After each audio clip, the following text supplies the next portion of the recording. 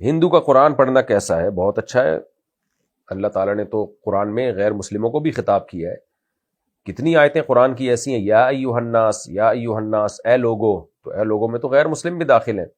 یا ایھا الناس اتقوا ربکم، اے لوگو اس رب سے ڈرو جس نے تمہیں پیدا کیا اور تم سے پہلے لوگوں کو پیدا کیا. یہ تو سارے خطاب قرآن کے غیر مسلموں کے لیے ہیں. تو اس لیے غیر مسلم کو بھی قرآن پڑھنا چاہیے، اور کوئی غیر مسلم قرآن پڑھنے کے لیے مانگے تو ترجمے والا قرآن اس کو دینا چاہیے.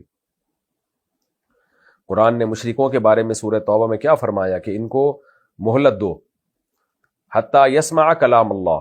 اور اگر کوئی غیر مسلم مشرکین میں جن سے تمہارا ایگریمنٹ نہیں ہے لیکن تم سے ایگریمنٹ کر کے پناہ میں آنا چاہتا ہے تو اس کو لے آؤ پناہ میں. حتیٰ یسمع کلام اللہ، تاکہ وہ اللہ کے کلام کو سنے اپنی آنکھوں اپنے کانوں سے. اور کیونکہ ان میں بہت سے لوگ ہیں جن کو قرآن کا پتہ ہی نہیں کہ کیا لکھا ہوا ہے اس میں، اس لیے غیر مسلم کو تو قرآن سنانا بھی چاہیے، اس کو سننا بھی چاہیے، اس کو پڑھنا بھی چاہیے، تحقیق تو کرے وہ.